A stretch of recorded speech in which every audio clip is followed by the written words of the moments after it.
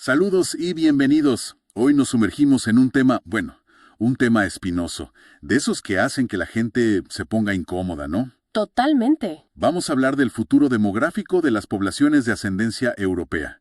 Y la petición que recibimos fue súper clara. Cero filosofía, solo lógica pura. Exacto. Y lo que encontramos es una tensión fascinante. Por un lado, tienes las matemáticas frías, casi brutales de la demografía. Los números. Los números, que no perdonan. Y por el otro, pues la historia, la cultura, los mitos, o sea, todo lo que nos hace humanos. Nuestra misión hoy es desglosar esa batalla. Perfecto. Pues vamos al grano. El punto de partida es una pregunta simple, pero enorme. ¿Qué determina que un grupo humano perdure en el tiempo? Y la respuesta que se ofrece es casi una fórmula. Se reduce todo a 3 variables clave. ¿Tres ingredientes? Eso es. La tasa de natalidad, o sea, cuántos hijos tiene la gente. Luego, los flujos migratorios, quién entra y quién sale. Ok. Y tercero, la mezcla genética, con quién se tienen esos hijos. El análisis plantea que si controlas esas 3 cosas puedes predecir el futuro. Y el material insiste mucho en que, si aíslas estas variables, el resultado es inevitable. Es casi como una ley física. Es que la lógica es brutalmente simple. Es como tener una cuenta de ahorros. La tasa de reemplazo es 2.1 hijos por mujer, ¿cierto? Sí, para mantener la población estable. Exacto. Entonces, si constantemente sacas 2.1 de la cuenta, pero solo depositas 1.5, que es el promedio europeo, pues no importa cuánto tenías al principio. La cuenta se vacía. Eventualmente sí. Y el análisis insiste, esto no es una opinión, es una resta. Una resta. Y el contraste que pintan es abismal. Hablan de tasas de 1.2 a 1.6 en Europa y, por otro lado, en muchas zonas de África subsahariana. Ahí las tasas son de 3, 4 hasta 6 hijos por mujer. Con esos números, la conclusión matemática parece escribirse sola, ¿no? Se vuelve inevitable.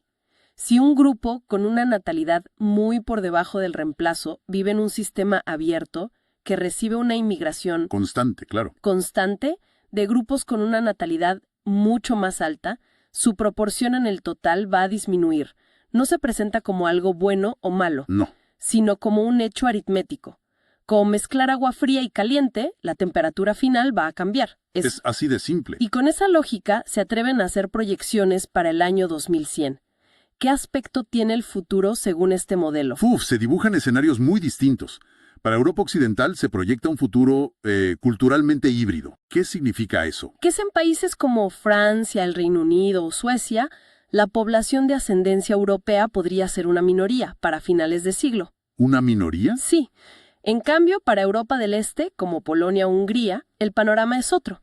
Se mantendría una mayor homogeneidad, pero a un costo altísimo. ¿Cuál? Despoblación y crisis económica por falta de gente joven. ¿Y para Estados Unidos? ¿Qué dicen? Ahí se habla de un mosaico cultural, sin un grupo mayoritario claro.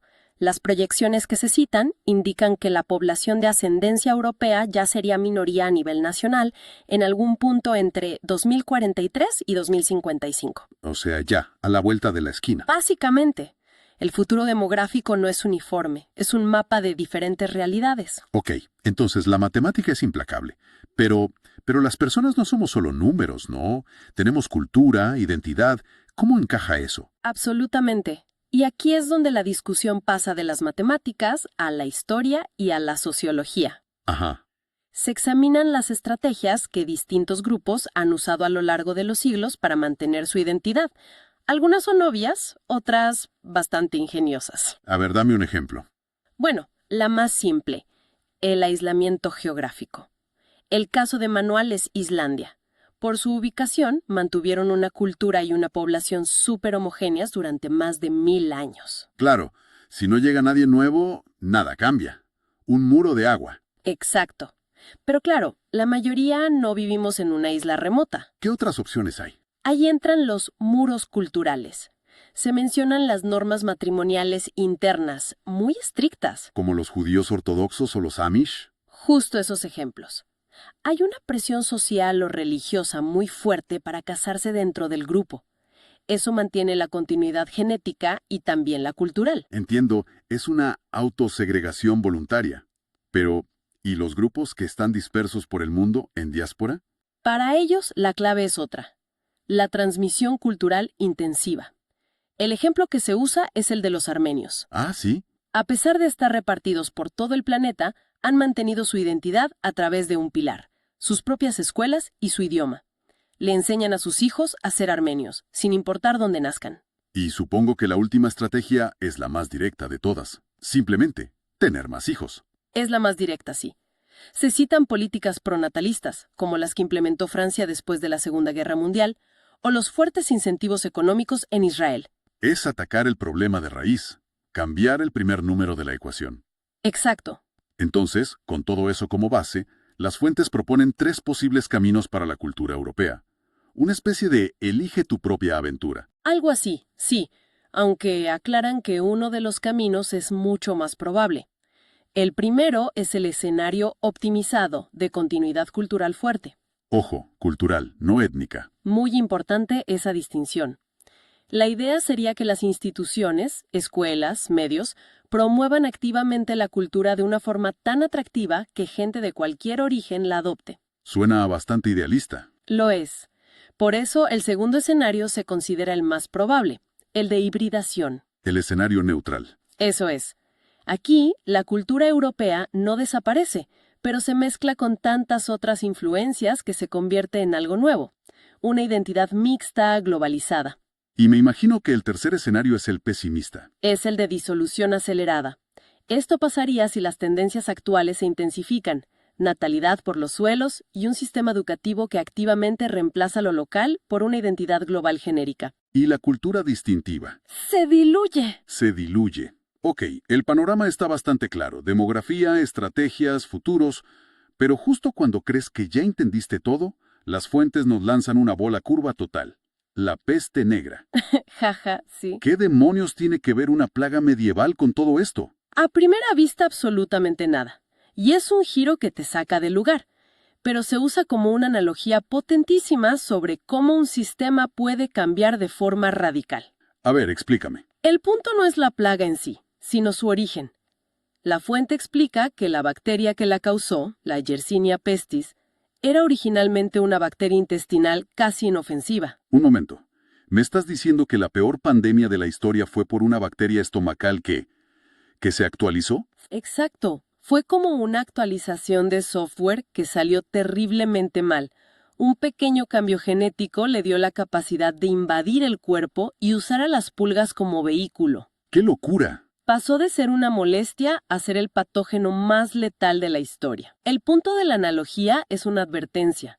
A veces, cambios que parecen pequeños pueden tener consecuencias masivas e imprevistas en un sistema complejo. Entendido. Es una forma de decir, cuidado, que la historia tiene sus propios planes. Y hablando de ideas que se resisten a morir, después de esto, la conversación vuelve con fuerza para desmontar mitos raciales. Sí. Es como si dijeran, ya que estamos en esto, aclaremos algunas estupideces, y van una por una. La primera, esta idea de que el genio está ligado a la ascendencia europea. A mí siempre me ha parecido, además de peligrosa, ridícula. No tiene nada que ver con la genética, sino con algo mucho más simple. ¿Con qué? Con quién tuvo acceso a la educación, al financiamiento y, sobre todo, a escribir los libros de historia los últimos 500 años. Claro. Citan ejemplos como Imhotep en Egipto, el primer científico de la historia, o Katherine Johnson en la NASA. El genio no tiene código postal. Bien dicho. El siguiente mito en la lista, que la mezcla de etnias es de alguna manera mala o produce defectos. Y aquí la biología moderna es tajante. Es exactamente lo contrario. ¿Así? Sí. Se explica que mezclar poblaciones genéticamente diversas casi siempre es beneficioso. Aumenta la diversidad, lo que reduce el riesgo de enfermedades hereditarias. Se le llama vigor híbrido. Vigor híbrido me gusta. La idea de que crea problemas neurológicos se tacha de pseudociencia, sin base alguna. Y finalmente, se meten con un tema tabú: preferencias sexuales y raza. Uf, sí. Y el análisis atribuye todos esos estereotipos a 2 fuentes: la cultura y, de forma masiva en la era moderna, la pornografía. La pornografía. Se argumenta que la pornografía crea y refuerza fantasías basadas en tabúes raciales, pero que eso no se refleja en la vida real. La idea, por ejemplo, de que las mujeres blancas prefieren a hombres negros se presenta como un mito impulsado por esa industria, no como una realidad estadística. Entonces, hemos cubierto un terreno inmenso. Empezamos con la aritmética fría de la demografía. Durísima. Pasamos por estrategias de supervivencia cultural, un desvío por una bacteria asesina y terminamos desmontando mitos. ¿Cuál es el gran mensaje que une todo? Fíjate que lo más fascinante es la tensión constante. Por un lado, tienes la lógica ineludible de la demografía. Los números son los números y sugieren un cambio inevitable bajo las condiciones actuales. Pero por otro lado tenemos todo lo demás. La cultura, que se resiste a morir. Los mitos, que persisten.